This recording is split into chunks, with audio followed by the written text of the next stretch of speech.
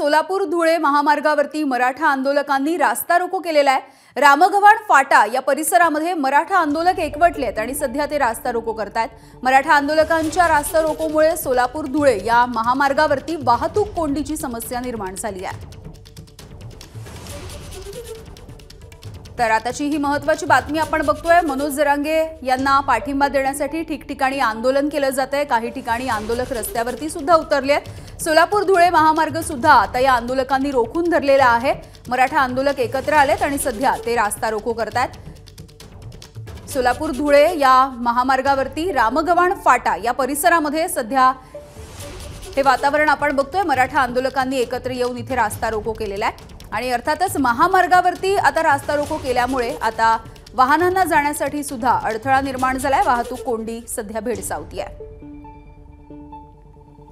तर जालन्यामधल्या सोलापूर धुळे महामार्गावरची ही घटना आहे। सध्याची काही दृश्य सुद्धा आपल्या हाती येत आहेत आणि मराठा आंदोलक काहीसे संतप्त सुद्धा झालेले दिसत आहेत।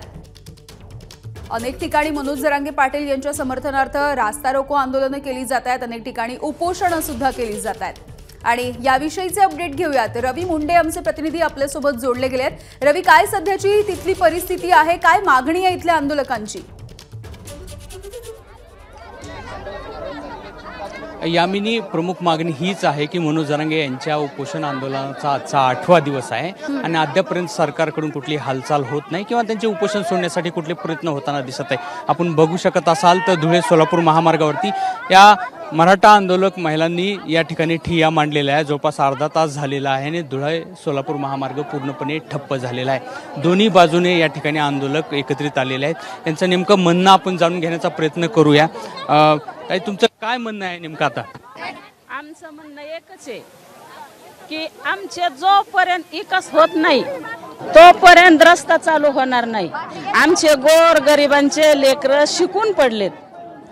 सगळ्या गोष्टीत त्यांना कुठलंच मान नाही, धन नाही, कुठल्याच गोष्टीत काहीच नाही। नुसते शिवाजी महाराज आमचे एक घेऊन पळाले आणि त्याच्या जीवर तुम्ही जोळ्या अगदी काखात अडकून काय म्हणतात, देणाऱ्यांचे हात हजारो दुबळी माझी जोळी घेऊन पळाले। आमची दुबळी जोळी आमच्या जोळीत कधी माप टाकील का नाही सरकार? आमचे दादा जोपर्यंत उठत नाहीत तोपर्यंत आम्ही इथं हटत नाहीत। ज्या वेळेस आम्हाला न्याय भेटन त्यावेळेसच आम्ही मागे सरकणार। तुम्ही अंतरवलीत गेलात, त्यांची तब्येत वगैरे बघितली मनोज जरांगेंची? हो, बघितली। त्यांची तब्येत खूप विस्कळीत झालेली आहे आणि त्यांचे हाल आम्हाला देखवत नाहीत। सरकारने आमचा एवढा अंत बघायला नाही पाहिजे आणि इथून पुढे जर जरांगे पाटलांना आमच्या काही जर झालं, त्यांच्या केसाला जर धक्का लागला तर आमच्या मराठ्याची गाठ आहे। सगळ्या महिला कुठल्या गावून? आम्ही तलवाड्याहून आलो। ह्या महिला आहेत सगळ्या ज्यांनी पूर्णपणे रस्ता या ठिकाणी ठप्प केलेला आहे। बऱ्याच वेळापासून त्यांची घोषणाबाजी या ठिकाणी आहे आणि पलीकडे पुरुष मंडळी दुसऱ्या बाजूचा रस्ता त्यांनी त्या ठिकाणी त्या आंदोलकांनी अडवलेला आहे। तिकडे जर आपण बघू शकत असाल तर ही वाहनांची रांग लागलेली आहे।